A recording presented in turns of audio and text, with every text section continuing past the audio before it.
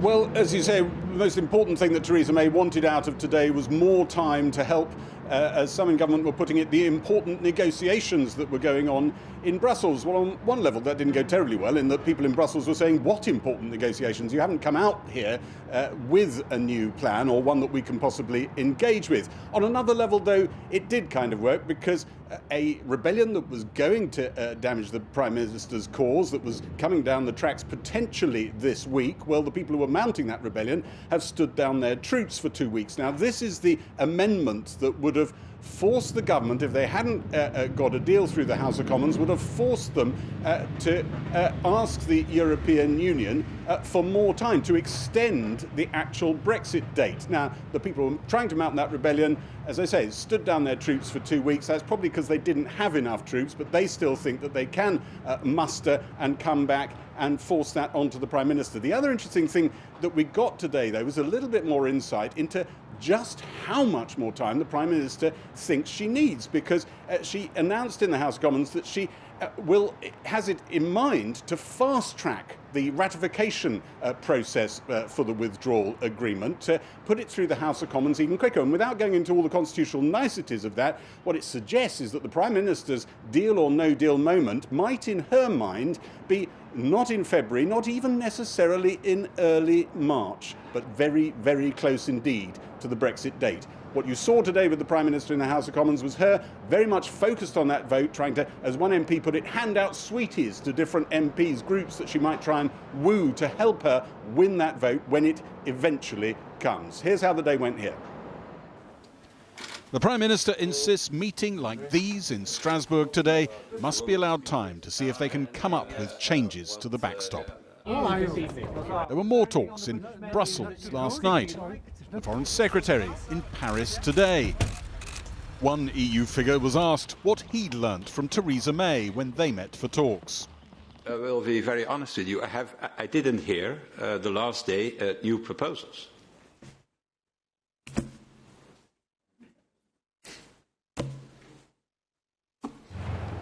The Prime Minister insisted she was exploring how to get a deal that MPs would back, but said she needed more time.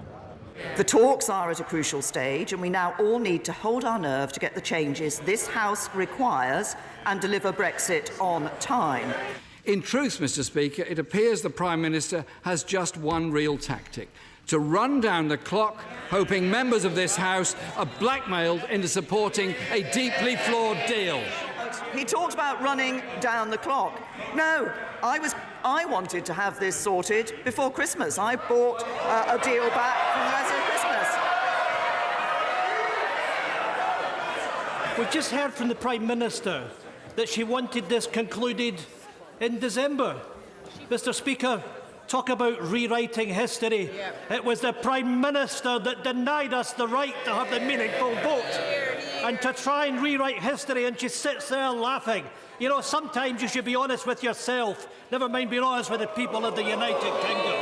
The Prime Minister used this moment to try to woo back Tory pro-Brexit rebels. She said recent contact with Jeremy Corbyn had not won her over to his policy supporting membership of the EU Customs Union. Mr. Speaker, one area where the Right Honourable Gentleman, the Leader of the Opposition, and I do not agree is on his suggestion that the UK should remain a member of the EU Customs Union.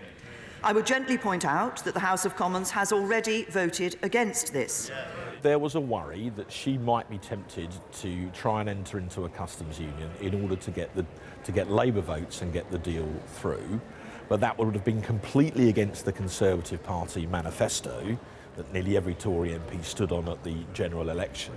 And as she herself told the House today, it would fetter our ability to do trade deals, so you wouldn't really have left the European Union. She emphatically ruled that out today, and we welcome it. The Prime Minister was also trying to woo some Labour MPs sitting behind the Labour leader. She promised workers' rights would stay in step with the EU after Brexit and might even leapfrog ahead.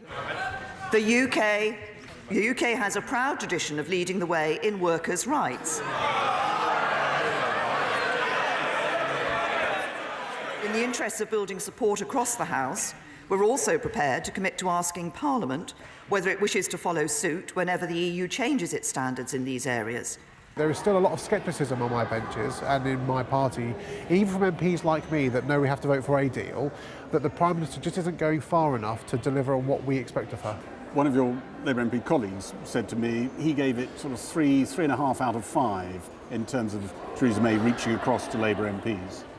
I think that's fair. I think she was trying to reach out. I just think she sometimes lacks some of the empathy to do that. No sooner had the Prime Minister finished her appeal for more time than the European Parliament's Brexit chief tweeted out, "I ask myself, what are these negotiations at a crucial state?" raised by Theresa May in the House of Commons. In Cabinet today, there was no discussion about Brexit, though they did discuss food waste and fly tipping. 45 days from the Brexit date, it was, one minister said, utterly surreal. Well, earlier I spoke to the Conservative MP James Cleverly, who's backed Theresa May's deal, and I asked him to clarify precisely what negotiations are taking place at the moment between the UK and the EU. Well, the Prime Minister and her team are in an ongoing, pretty much a constant state of negotiation. So there are negotiations happening. Look, I don't have the full details. The Prime Minister made the statement that she has been speaking with heads of government around Europe. So nobody really knows what's going on. What is going on, Christian, what is going on is that the Prime Minister, the government, has recognised that the original draft of the withdrawal agreement was not accepted by Parliament. It's going to take time, and it's getting closer to the wire than I think anyone would like. But we always knew that EU negotiations go to the 11th hour. That's been their pattern, that's been their history, and that's what it seems is going to be happening this time. The other thing Theresa May was asked repeatedly in the Commons today was, if there is still no deal by March the 29th, you're still in talks, these mystery talks, and nothing has gone through the House of Commons, are you going to take us out of the European Union without a deal? Now, she wouldn't answer. Do you think we should just leave on March the 29th regardless? I think it is essential that we honour the referendum result. I think on March the 29th? Well, March 29th is the date set by the Article 50 process. So if everything runs according to the Article 50 process, if there is no deal, if there is no withdrawal agreement, then the default position is we leave on the 29th of March. But that is a choice, isn't it? No. Because it is a choice as to whether to go ahead with Brexit on that day, because the choice was made by parliamentarians. I know, but parliamentarians can change their minds. That date was a decision that was made by British parliamentarians. To change that, mightn't they? Well, the EU have made it clear that any extension to that Article 50 date, the 29th of March, can't just be because we haven't got our act together in the UK Parliament, because we haven't come to an agreement. What is really essential is that British parliamentarians understand that we have to distill down all the various options in front of us to come down to something that we can collectively agree upon. You're a Brexiteer, you voted for Brexit. Yeah. You believe if we don't have a deal on March 29th, we should go ahead and Brexit. We should not seek any more negotiating time. Well, these negotiations were always going to go to the 11th hour. Because, the European Union can see the debate that's going on in the House of Commons. They can see that the House of Commons has voted in a non-binding way against a no-deal Brexit, and that they are now threatening to pass a motion that would demand the government asks for more time. So whatever pressure you think the government is putting on the European Union by saying, well, we do dare to go out without a deal, is also being weakened by the reality, which is that nobody believes you will. No, but the Prime Minister, in her statement today, made it absolutely clear that it's not enough for parliamentarians just to say, oh, I don't think we should leave without a deal. There has to be a mechanism. And actually, the best way of making sure that we don't leave without a deal is to vote for a deal. But the default position on the 29th of March is we leave the European Union without an agreement. That is not anyone's desired option. So the best thing that parliamentarians can do is to come to an agreement, vote through a withdrawal agreement that allows us to leave the European Union in good order. That's what we should be doing. That's what I hope parliamentarians will do over the next few weeks. James Cleverly, thank you very much. Thank you. Well, joining me now is the former Attorney General, Dominic Grieve, and you are now part of a new attempt to have a vote that would stop as having no deal Brexit on March the 29th. Could you just explain what it is? Yes, the intention is that if the Prime Minister has not succeeded in getting a deal through Parliament by the week beginning the 25th of February, there will firstly be a day when she has conceded. There will have to be a debate in Parliament on an amendable motion. And if Parliament wishes, then Parliament can use the following day to enact primary legislation requiring the government, if it goes through both houses of Parliament, to request an Article 50 extension to prevent us crashing out on the 29th of March. So this is very similar to the Cooper amendment that was defeated after several Labour MPs rebelled. What makes you think you would get it through next time? I think there are a number of things. Firstly, we've been able to be much more flexible in terms of the period of the extension. I think some Labour MPs were worried about the length of time proposed in the original extension, although that could have been changed by amendment. Secondly, it's going to be very dependent on the views, obviously, of Conservative colleagues. But should we not have a concluded deal by the 27th of March, we are entering into a period of really serious national crisis.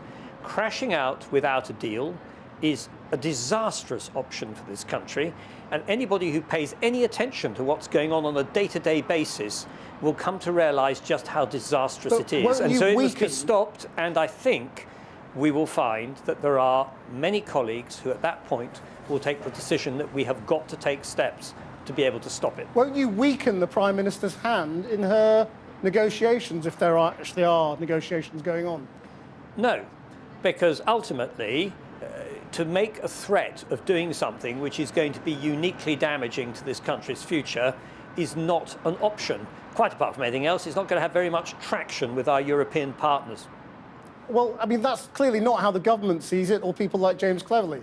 Well, I'm afraid I think they're mistaken, and the evidence of their mistake is all around us in terms of the likely damage which is going to come to this country from a no-deal Brexit compared to the damage that might be caused to our EU partners. The damage will be largely on us and will be very considerable, and I, as an MP, are not prepared to countenance it. Do you believe government ministers will resign in order to back this amendment? I have no idea what government ministers will choose to do in 2 weeks' time, but there is a lot of evidence that there are ministers in government who are deeply concerned about the possibility of a no-deal Brexit. What would a delay achieve, though? I mean, if you can't get a deal after 2.5 years, why would a couple more months make any difference? Perhaps we should then take the advantage of the pause to consider why it is that we cannot get a deal through the House of Commons. And the answer, for me, is that the entire Brexit process is flawed. That's why we can't reach an agreement, because there is, in fact, no form of Brexit that is going to benefit our country. But you are in the minority, aren't you, at the moment? Well, I may be a minority, but I I sometimes think that the penny is beginning to drop with quite a lot of people, and many of my colleagues, that is, in fact, the underlying problem. It's not the Prime Minister's negotiating weakness or her inability to negotiate. She's done her best. The truth is, this is a very bad outcome for our country, and it's going to get much worse if we go for a no-deal Brexit.